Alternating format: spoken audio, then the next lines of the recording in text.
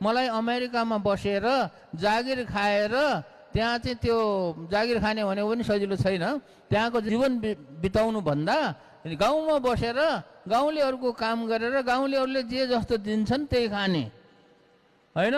गाउँलेहरूले अबसँग जहाँ जसरी बस्न पाइन्छ बस्ने, त्यो जीवन चाहिँ मलाई चाहिँ के लाग्यो भने रमाइलो लाग्यो। रमाइलो लागेको हुनाले नै बसेको, मलाई कसैले जबरजस्ती राखेको होइन। यो नेपालमा मलाई त अमेरिकामा बसेर पढेर यहाँ नेपालमा आएर यहीँ बस्नुपर्छ, यहीँ बस भनेर चाहिँ जबरजस्ती राखेको पनि होइन। मेरो आफ्नो खुसीले बसेको हो। अनि गाउँलेहरूसँग बस्दाखेरि गाउँलेहरूले मलाई पालेको पनि हो। 20-22 वर्षमा गाउँलेहरूले पालेर बसेको मान्छे हो। र अमेरिकाको जो जागिर गरेर खाने एउटा जिन्दगी हुन्छ, त्यो भन्दा मलाई यहाँ रमाइलो लागेको पनि हो।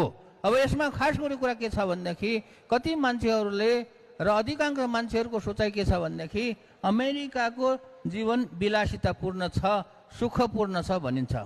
त्यो चाहिँ त्यसमा धेरै कुराहरू एकदम भ्रम छ हो।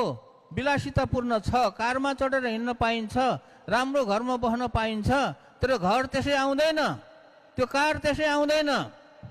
अनि अस्पतालमा चाहिँ जान पाइन्छ, अस्पतालमा जानको लागि चाहिँ इन्सुरेन्स लिनुपर्छ, इन्सुरेन्स गर्नको लागि पैसा तिर्नुपर्छ। जे कुरा गरे पनि त्यहाँ पैसा तिर्नुपर्छ र पैसा तिर्नको लागि पैसा कमाउनै पर्छ। पैसा कमाउनको लागि घोटिएर काम गर्नै पर्छ।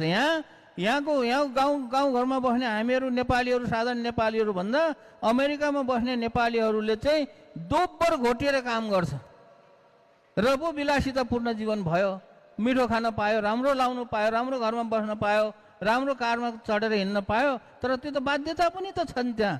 त्यो पुर्याउनुको लागि के गर्नु पर्यो भन्दाखेरि घोटिएर काम गर्नु पर्यो। घोटिएर काम नगरेसम्म त्यो जुन विलासितापूर्ण भन्ने, मैले त त्यसलाई चाहिँ के भन्छु भने एउटा भ्रामक चाहिँ एउटा भ्रम जस्तो देख्छु। हुन त अब कतिलाई त्यही कुरा मनपर्छ, अब मन पर्नेलाई मन नपराओ भन्नु भएन। तर त्योभन्दा यहाँको जीवनहरू पनि धेरै चाहिँ भनौँ न कम, एकदमै टेन्सन भएको अनि सरल जीवन चाहिँ देखेको हुनाले मैले चाहिँ यहाँको जीवन रोजेको हो।